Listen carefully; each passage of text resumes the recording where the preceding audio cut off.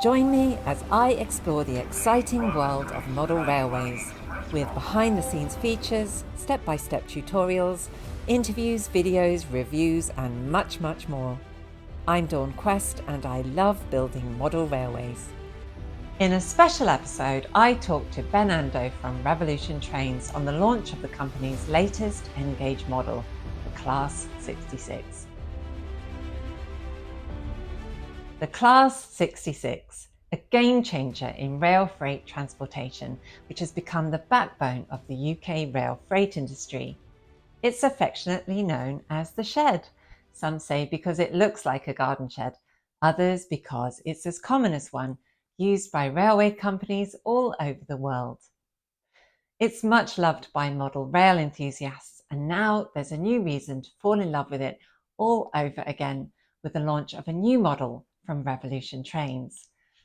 Earlier, I sat down with Ben Ando, one half of the duo behind the company and a former BBC colleague of mine, and I asked him all about the new model and why he thinks it's the definitive N-gauge Class 66 for the next generation. So Ben, so many reasons for choosing the Class 66. What were your reasons for making this your new model? It was actually a bit of a no-brainer for us. Firstly, the existing models are pretty much outdated now. There are two models that in their time were great by Dapple and Graham Farish in N-gauge, but both of them were launched about 20 years ago. The real locomotives themselves have only been around for 25 years, which is a long time, and it makes you realize just how long in the tooth those models were. We developed a Class 59 with all the latest specifications around lights, around sound, around features, around the kind of detailing that the modeler expects now. And just like the prototype, the 66 was developed from the 59 by Locomotive in the United States. So we did the same thing. The chassis are very similar. Lots of the internals are identical. So to produce this locomotive was a very straightforward step from the Class 59. And what can customers expect from this new product when they open the box? What's it going to have? It's going to be, we think, the definitive N-gauge Class 66 for the next generation. When locomotives of sort of 20 years ago were coming out, they were plastic molded bodies. They had relatively basic mechanisms. They didn't have any provision for the kind of modern features that customers like DCC sound, like realistic lighting effects, and photo etch detailing, lots of separately fitted parts. Our model has all those things. And in addition, there are actually, for a uniform class, there are a surprisingly large number of variations within the Class 66 fleet. So at the moment, we're up to 15 different iterations of CAD design, including all sorts of different features, like three different styles of lighting, different horn grills, different types of buffers, different styles of couplings, different styles of grills, all these things that have been folded into the fleet over the years, we can now offer. So the Class 66 will be DCC ready, sound capable? Yes, that's right. Our standard MO is to produce a DC silent model, which is the bog standard vanilla straight off the shelf model that you can put on a standard 12-volt layout and just run and just enjoy. You can also buy from us a sort of top end DCC sound model, which it always has sound projects exclusively recorded by us. So for the Class 59, for example, we went down to Merehead Depot in Somerset, where Freightliner operate and stable the Class 59s, and they ran one for us, and we recorded all the different sounds the real thing makes. We'll do the same for the Class 66, and you can buy the DCC sound version. But in addition, because it actually doesn't make a huge amount of difference to the price and to the development, all the DC silent models will feature a speaker already pre-fitted and wired in. So if later you decide you want to upgrade to DCC sound, all you have to do is get a sound decoder, plug it in, and away you go. Fantastic. And another thing I noticed, you have all the liveries there. There's EWS, there's GBRF, Freightliner, but there's also something called Revolution Bespoke. Tell me more about that. Yes, so As modelers, we all like to have a varied fleet of locomotives. With the Class 66, if you're running one EWS one, the chances are you're going to want two or three because they are ubiquitous across the network. There are so many of them, nearly 500 in operation in the UK. For that reason, we had to think about how we could help customers to avoid having to scrape numbers off to put transfers on, which can be a pain, and particularly with the 66 in some liveries, including, as you mentioned, EWS, the numbers are really big on the side, and if you make a mess of that, you've ruined a very expensive model. So what we've done is we've teamed up with Rainbow Railways, who are based in Scotland, and we've teamed up with them before on projects, but this is something new. You can order 66083 in EWS, which is the version we're doing. But what you can also do, if you pay a small extra premium, you can order any Class 66 in EWS livery with the correct number that you want. Those models will arrive unlettered. We will send them to Rainbow, who will print on the right number that you want using their latest UV printer, and then you'll receive the model with the number that you ordered. Wow, that's such a great concept, isn't it? I'm sure that's going to be really, really popular with your customers. I Fantastic. hope so. I hope so. It would be popular with me, and I'm a modeler as well. So There you go. It all starts with, ourselves, doesn't it? And what we like absolutely. and what we want. And talk me through the whole process. So you had the idea for the Class 66 from start to finish, if you can. Tell me what's the start of the journey? What's the end of the journey when it ends up in somebody's hands? I mean, there are lots of stages on the way. It starts with having the idea, as you said, and in this case, it was quite a simple idea because we already had a lot of the mechanism that we needed to do the model. Then we talked to people in the industry that we know, people at Beacon Rail who own the Class 66s, people at Freightliner and DB and GBRF who operate the Class 66s. They will usually help us to facilitate access to the real thing, so that we can go and take photographs, take measurements. Sometimes we use a 3D scanner to scan the shape of it. We didn't in this case because the shape of 66 is identical to the shape of a Class 59. It's just some of the grills and some of the details are in different places, so we didn't need to do that. And once we've done all that research, we then put that research package together. We send it to the factory that we use in China. They will turn that into a CAD drawing showing what we're going to get. Once we're happy with the CADs, then we'll authorize them to begin tooling, and that's where you start to spend the real money, because producing CADs is usually only a few $1,000s, but when you actually get to the tooling, you can be talking hundreds of thousands of dollars, even for an N-gauge locomotive. So once we decided to go for it, that's spending the big money on the tooling, and then you get the first sample. And then that's the stage we're at now. We are hoping to have on Saturday to show customers at Worley, though, the first decorated samples, which is the next stage, which is where you actually have sent them painting diagrams to show exactly what colors they're all going to be. And they then send you samples to check that's all right before you go into full production. Great. So people going to Worley this weekend might be in for a lovely surprise then. Fingers crossed. Lovely. And talking about decorating, and we talked about liveries earlier, any chance or possibility of an evening star livery? It's a good question. So our tooling allows us to do both the very first Class 66, 66001, which in many ways shares lots of its details with the Class 59 rather than all the rest of the Class 66s. There are some unique aspects to that locomotive. We can do those. And we've also tooled up to be able to do 66779 Evening Star, the last built Class 66, built in Indiana in a city called Muncie, with detailed differences again around the front, around the bogies, around the underframe. We can do both of those with the tooling suite we've got. 66779 has been done before twice in N-gauge, though. We're not sure for our own standard range that there's a market. We may get a commission for it. We have already got some commissions, which we'll be announcing over the coming days and weeks. And if we do get the commission to do 66779, we'll do it. But at the moment, for the reason that I explained, it's not in our plans. So Revolution Trains started in 2014. Next year is your 10-year anniversary. Talk me through a little bit about how it came to be. What gave you the idea? Well, I've been a model railway enthusiast for probably about 15 or 20 years now. And I was chatting to Mike Hale, who is my co-director at Revolution Trains, about the possibility of getting an N-gauge Pendolino, because at the time a model had been announced and then cancelled, and we were thinking surely there must be enough people interested in buying a Pendolino Class 390. It's the signature train for the West Coast Main Line, which is arguably the most important single stretch of line in the country. We made some inquiries, and we found out that if we were able to crowdfund it, and we were going to use Kickstarter, then as long as we've got 1,000 people to order one model for £250, then that would give us enough funding to make it happen.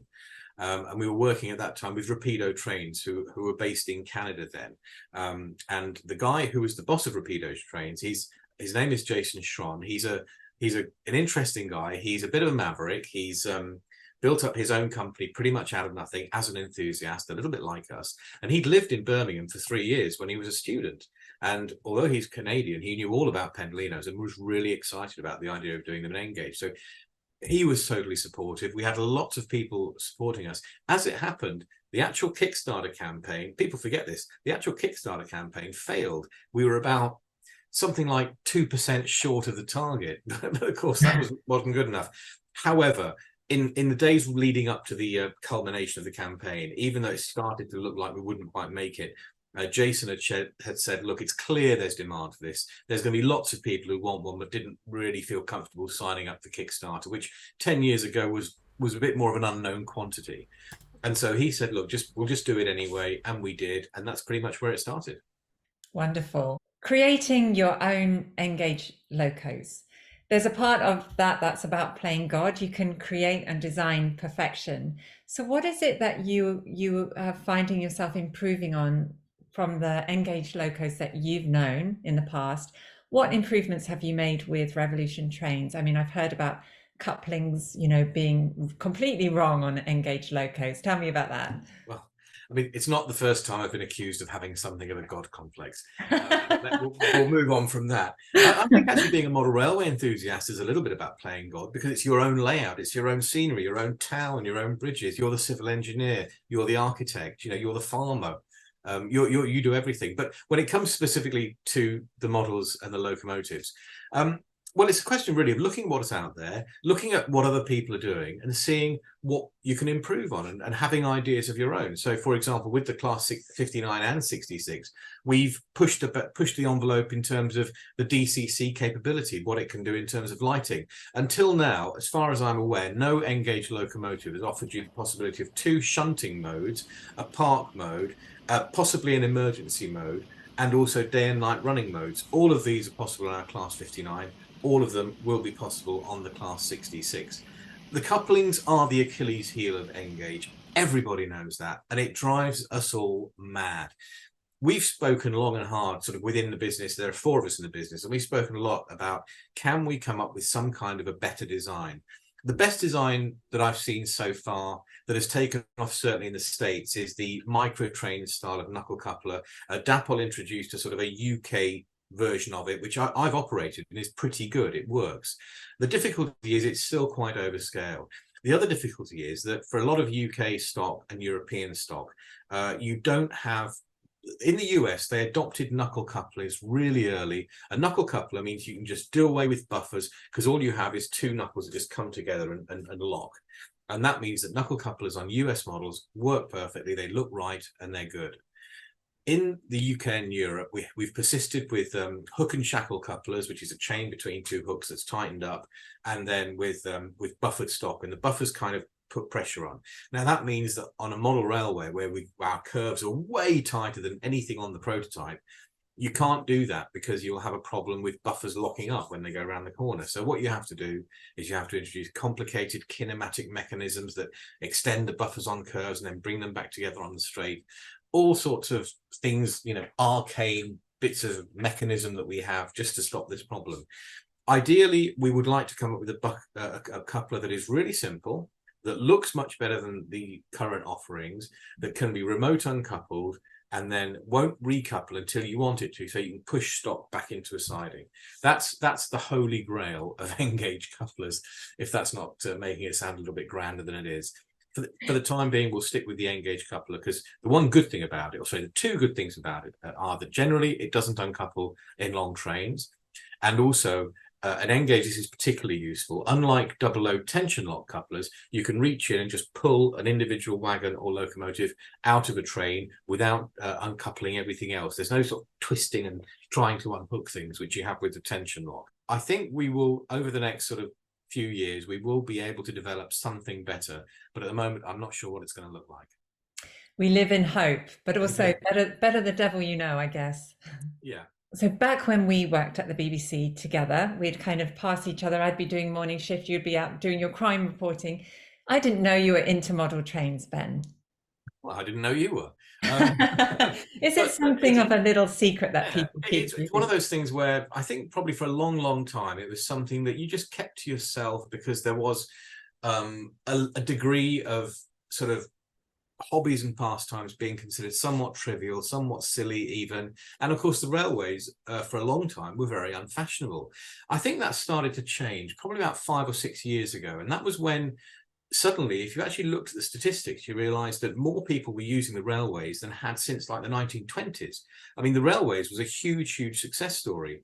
Obviously, the pandemic has dented that a bit, but rail freight numbers are up to pre-pandemic levels and were over a year ago.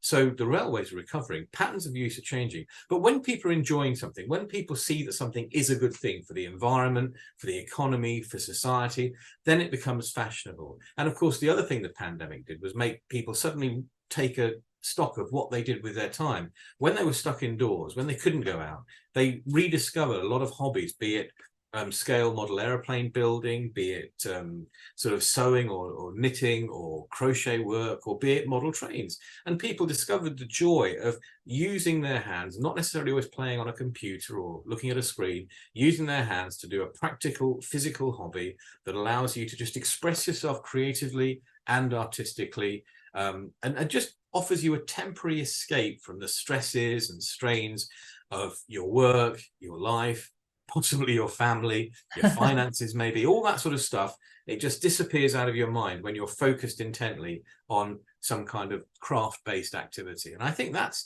the reason. And there's been a huge resurgence. I mean, there are more manufacturers offering British model trains now than I've ever known. There seem to be more people at every show we go to. It's busier and busier and busier. It really feels like it's booming right now. Definitely, it's definitely what I see when I go to the shows. You know, there's the crowds there for one, but also that passion. And definitely when you're working on a project, you get into the flow state, as you say, and it's everything else just leaves your mind. I hear that a lot when I talk to people. But one question I always ask, because I'm fascinated and I want to get to the heart of what it is, why trains? What is it for you, Ben? Why model trains? I don't know. One of my very earliest memories is of looking out on a railway yard, and I later spoke to my mother about this, who told me that when I was about 2, a toddler, we lived in a hotel because my father was a hotelier in Peterborough, and my father was the manager. He had like the top floor flat for his family, and apparently there was an occasion where she went out the room. And as this 2-year-old, I somehow climbed up onto this windowsill, and I was looking out this open window on sort of 3rd story of a hotel over the sort of railway yard, goods yard at Peterborough. And I remember seeing these little yellow vans moving around, little brown sort of box wagons all lined up. And that imprinted on me, because I think she told me that when she came back in and saw me standing in this open window, she sort of panicked, went and grabbed me, and there was a huge fuss and everything. And I suspect that's possibly why it's sort of imprinted. And beyond that, I mean, what's not to love about rail travel? I mean, it's you know, riding on a train is one of life's great joys. You know, you just watch the world go by you. It takes you from where you've been to where you're going, and you enjoy the route. I mean, traveling abroad is obviously, we all mostly travel now by plane because it's quick, it's easy, but it's hardly a glamorous and luxurious experience unless you turn left as you go on the plane. I mean, realistically, you know, you are herded onto a plane. It's tight, it's cramped. You can see barely anything out the tiny of the window.